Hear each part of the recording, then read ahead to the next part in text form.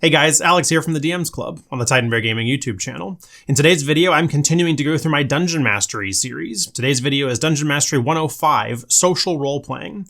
Now, if you've been following along, then you've got some kind of campaign module that you've been marking up with the different kinds of things in the plot flowchart of things that you're going to explore, magic items, monsters, etc. And one of the things that I said to do was to mark any time that you've got a townsperson or an NPC for social role-playing, so that you can prepare in advance and know exactly what you got to do for running social role-playing. Social role-playing is the second pillar of adventure. The first one was exploration. The last one's combat, and we'll get to that one in the next video. But for this one, we're going to talk about what is social role-playing, how do you do it, how do you get ready for it, what kinds of rules are involved. Now, for social role-playing, there's kind of a general practice for how you perform social role-playing and the rules that you use, but for the most part, it comes down to the case-by-case specifics of what the characters are that you're going to be playing as in the game. So let's go ahead and dive right on into a specific character. I'm going to assume that for whatever module you're playing through or you're looking through to get ready to run, you've got some characters that have vital story information to the players or are just general townspeople or some kind of creature that they're going to run up against in the story throughout their gameplay, and you're trying to figure out how do you get ready to actually play that character. You really only have two questions that you need to answer in terms of getting ready. Who is this character? Who are they? Why do the players care about this individual? And then how are you planning on portraying that character at the table? That's all you really need to know and get ready for to actually do it. We'll also talk about the rules that you got to know for how you orchestrate, how you actually play through a social interaction at the table. What rules are involved? What kinds of checks do you do and why? So for each of the characters that you're looking to portray in your game, you need to answer the question, who are they? And why do the characters care about them? Why do the players care about this character? Who are they? What do they look like? Where are they from? What do their lives look like? What do they get about to on a normal average day of their world? What are they motivated by? What kinds of things are they looking to do? For these kinds of characters in a pre-written adventure, you're going to have these kinds of motivations and details provided for you in the character blurb, wherever it's located in that book. But if you're doing your own homebrew, then you want to think about these kinds of things. Who is this character? What do they care about? What are they interested in? What kind of attitude are they going to have towards the players? Are they a part of some kind of group? Are they part of a group that's friendly towards the players? Are they part of a group that's hostile towards the players? When the players are going to be interacting with them, all of these details about who this character is, this non-player character is going to matter and is going to be relevant and is going to influence how they interact with the players when the players show up. Now, the most important piece that you've got to keep in mind for prepping your social roleplay, for any NPC that you're prepping or anything that you're considering to bring into your game, is you need to be able to answer the question, why do the players care about this individual? Why do the players care about the NPC? Does this NPC have some kind of pertinent information that will help the players along? Is there some kind of vital information that the players won't be able to get any further unless they talk to this character and win the affection or interest of this character? And in some cases, the players may not know that this is the character in question that they need to find this vital information from.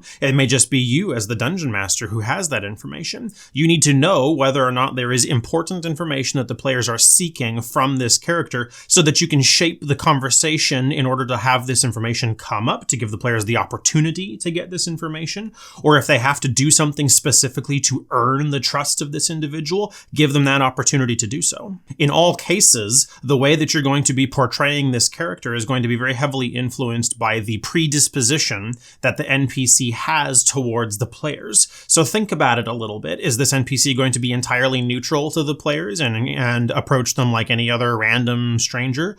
Or are the players going to represent a threat or possibly some kind of huge boon to their society or to their goals or organizations, whatever this character's interests may be? Is the NPC going to feel positively, neutrally, or negatively about the player characters? This is going to influence how you actually run the social roleplay and what kind of attitude, what kind of tone this NPC is going to take in conversation with the players. Also, anticipate the situation where your players are trying to talk to someone that is an innocent bystander and has nothing to do with the overarching plot line. This happens a lot, especially as new players start to become more involved in the game aspect of a role-playing game. They start to understand that certain characters are placed before them specifically to be plot hooks, to be be things that help spur their journey along, or to give them allies, or to help them get some additional bonuses or magic items or some kind of assistance, or even just, pieces of story information, pieces of relevant, helpful facts or details that might help the players achieve their goal. Your players might start actively trying to go cultivate these things, and so they're going to start talking to the little boy that's playing, hoop and stick as he's running down the street in the village, or that random farmer, or the guy who's a drunkard who's sleeping under his hat in front of the saloon, the random innkeeper. Doesn't matter who it is. You're going to find that your players are going to try to talk to everybody. This is a good thing. It means that you're doing a good job with your role playing. You're doing a good job portraying all characters as being significant and interesting. That's okay. Lean into it. You can start to give some subtle social clues to your players that this person doesn't necessarily know anything, and your players will start to figure that out. But that's okay. That's a part of the normal ebb and flow of adventurers in the game making their own choices. Some are going to have consequence and others are not. That's okay. So let's talk a little bit about portraying a character. And this can be either a very important character, or it can be an entirely minor or completely incidental character. This is the thing that I think gives a lot of new dungeon masters and players looking to become dungeon masters a level of pause in terms of how do they actually achieve this. And the bottom line is that when you portray a character, you are giving a performance, but just like anything else that you do, you'll have some level of skill going into it and some level of natural talent going into it at the outset, and you'll get better as you go. Let me give you some pointers for how to help visualize the character. What you're aiming to achieve when you portray a character is what literary terms define as characterization. You are trying to help build an understanding of who this character is, what they care about, what motivates them, who they are, what their backstory is, the kinds of decisions that they make. You're trying to build an understanding of who that character is in the viewer's mind, or in this case, in the player's mind. That is your definition of characterization. That's what you're ultimately trying to achieve when you portray a character. There are a lot of different ways to achieve this, and you can do endless amounts of reading, and you can do study, and you can go to film school and acting school to get an understanding of how you visually portray characters. But there's a couple of things that we can do now to just get you started that'll give you enough to hit the ground running and do a reasonable job. The first question is kind of the core question to answer, which is, what does this character look like? Now, if you're looking at any of your printed adventure modules, they might have a little bit of a physical description for what the character looks like. But if you're doing a homebrew, then you're making it up entirely on your own. Go to whatever your mind first goes to. Just use that. Run with it. In the case of painting imaginary people, your subconscious is kind of your best weapon for being able to define those characters and the characteristics that those characters are going to have. So just lean into it. Go with whatever your brain immediately jumps to and just run with it. Focus on things like what's their physical appearance, facial structure, hair, clothing, colors and styles. Do they have any kind of embroidery or any kind of words or anything that's written on their clothing? Where are they physically located? What are they doing in this space? The actions that a character is performing is equally as communicative, if not more so, than what the character physically looks like. Focus on all of your sense words. What do they look like? What do they smell like? What do they sound like?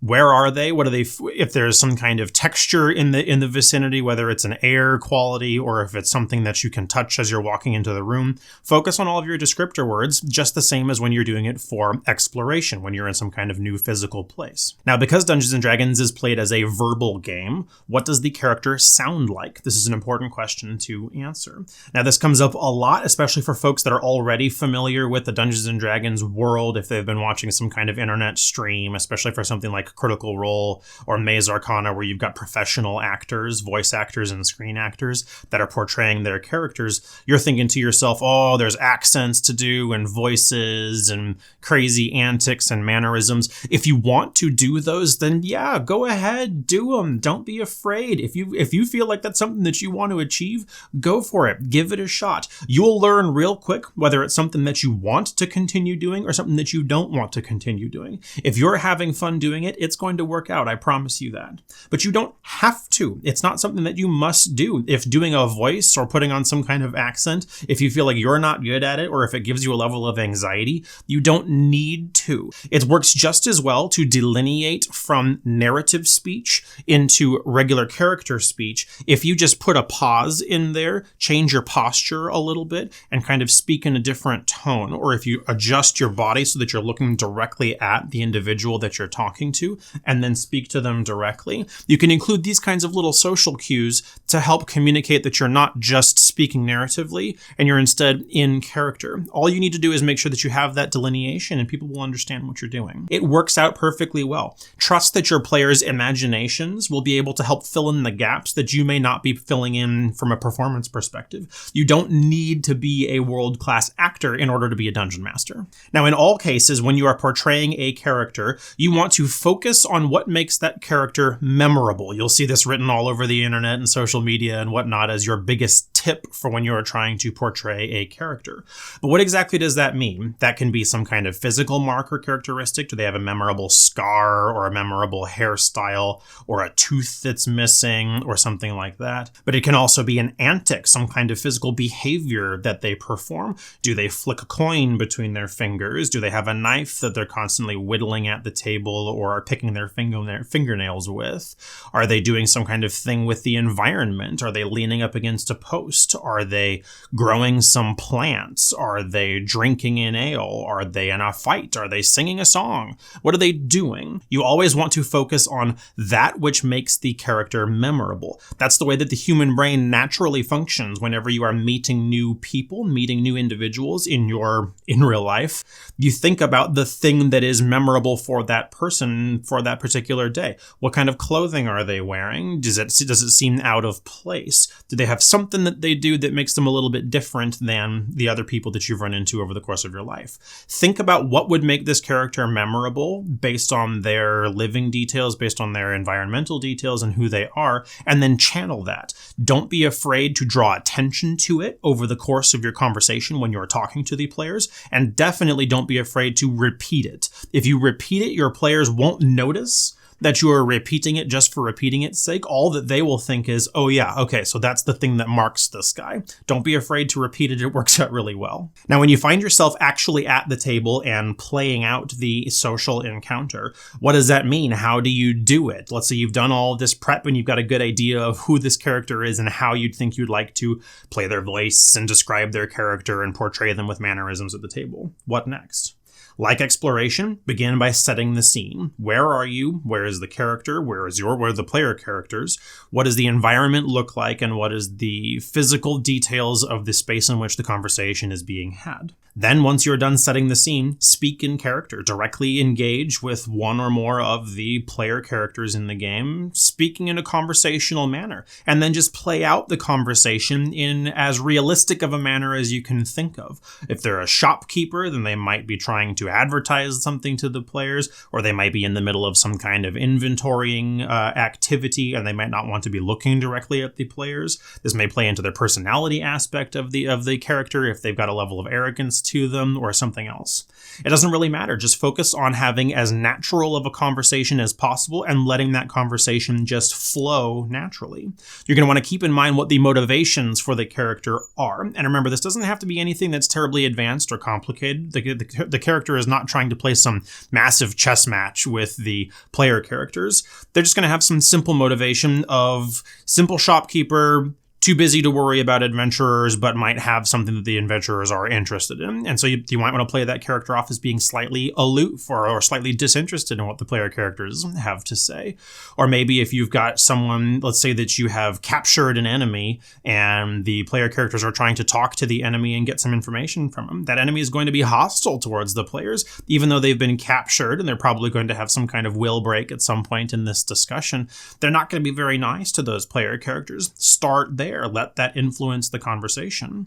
Or maybe if you're doing some kind of political thing where the character has some critical information the players need to know, does the character know that he's got valuable information? And is he going to make the players work for it a little bit? Is he going to play it off as being a little bit coy? These are the kinds of things to think about. Now, over the course of the conversation that you're going to have between your character that you're playing and the player characters are going to ask that character to do something or to provide information or to give them some kind of help that they may not otherwise be inclined to do, or they just wouldn't think to do it with a random acquaintance. And that's cool. These are good things for the social skills that are involved in Dungeons & Dragons 5th edition. This is where you just make a normal skill check, just like you were doing and I was describing over in the exploration social pillar when you're looking around or investigating or whatever. Unfortunately, the skill checks are very easy to do for social roleplay. There's really only 2 cases that you need to keep in mind.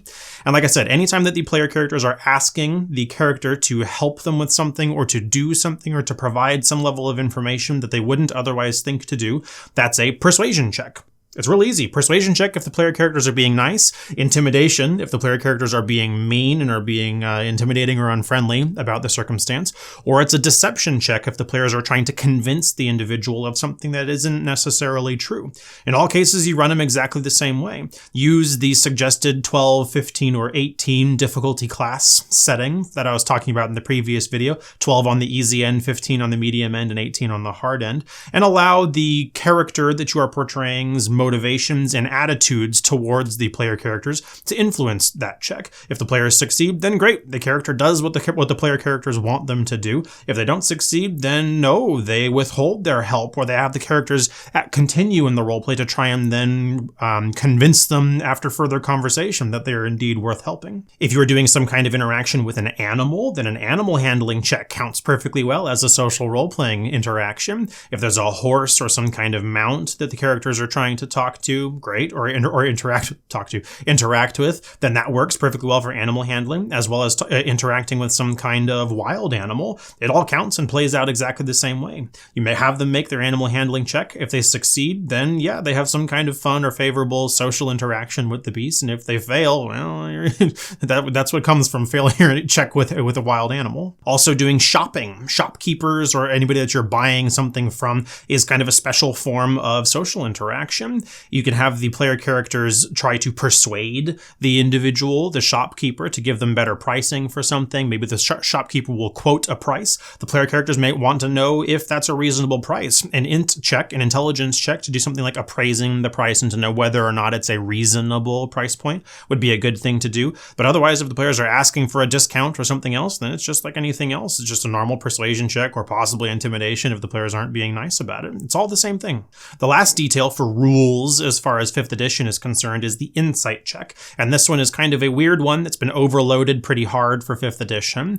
And what it basically means is the player's sniff test. Do they have a hunch about something being wrong or something being weird? What does the situation feel like in terms of intuition? That's the way to think about it. And that's why it's set as a wisdom skill instead of a charisma skill. It also helps to serve an additional point, which is that you're playing a game verbally, and you're not going to be able to communicate all the details of a scene to the player that the character who is actually physically in that space would be able to deduce or infer or feel or hunch out or something along these lines. And so an insight check is effectively a player's ability to say, how do I feel about this? Does this feel legit or does this not feel legit? Do I feel like I'm being had? And fortunately, that's all you need to be able to communicate when the player character succeeds or fails on their insight check. You can just confirm or deny their suspicion that, yeah, something feels wonky in this. It doesn't quite feel right, or that, nope, everything feels perfectly fine, and give them a really good poker face when that's not the situation. I think a lot of dungeon masters kind of have a weird sticking point for this when they're first figuring out how to use the insight check. They think that a high insight roll needs to allow the player characters to either magically know details about the individual's life or motivations that there's no possible way for them to know, or that they can do a weird thing with a Sherlock style thing where based on the cat hair on the person's jacket and the schmutz on the bottom of their shoe, they clearly sustained a fall from 3 to 5 feet that was related to their cat peeing on the floor. No. You don't have to do anything weird like that. They're not prophetic, and they're certainly not divining this kind of weird information. If they roll really high and you think that it's appropriate appropriate to have them make some kind of logical inference about the situation. You can clue them into certain environmental details, like maybe if they feel like they're being shaken down by a guard in front of a city who's demanding money for access, that maybe they don't feel right about it because they notice that the guard doesn't have any kind of ledger that he's writing things down on. Maybe he's out of uniform. Maybe he's talking to them by themselves instead of there being multiple town guards. Things like this, you can clue them on to these kinds of details if you want, but for the most part, your players will latch on to a simple statement of, yeah, seems legit, or nope, something seems weird. The players will ask follow-up questions if you just tell them no, something seems weird. So you can trust your players to do that and to help you move the story forward with that little detail. So that's about it as far as running social role-playing at your game. Hopefully this is enough of a primer to get you started. Remember, all you got to pay attention to is how are you going to portray characters, whether or not they're important, know why they're important, if the characters are important.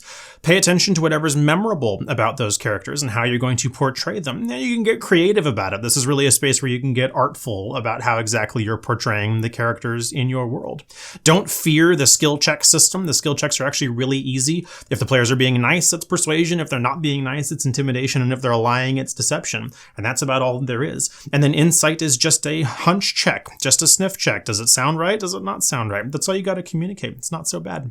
Leave me a comment down below. Let me know what you think of these suggestions. If you feel like you're going to be using them or if there's something that I missed, feel free to let me know. Like the video, subscribe to the channel so you can see when I'm putting out new stuff. Come talk to me over on social media at Titan Bear Gaming, especially if you have any more in-depth questions. I'd really like to be able to help you out over there. So go ahead and chat me up. You can send me a direct message too. That's fine. I'm here to help.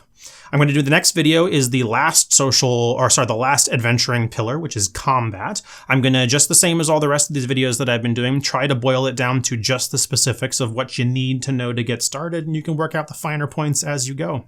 So look forward to that one. Until next time I see you, have more fun, would you? It's good for you.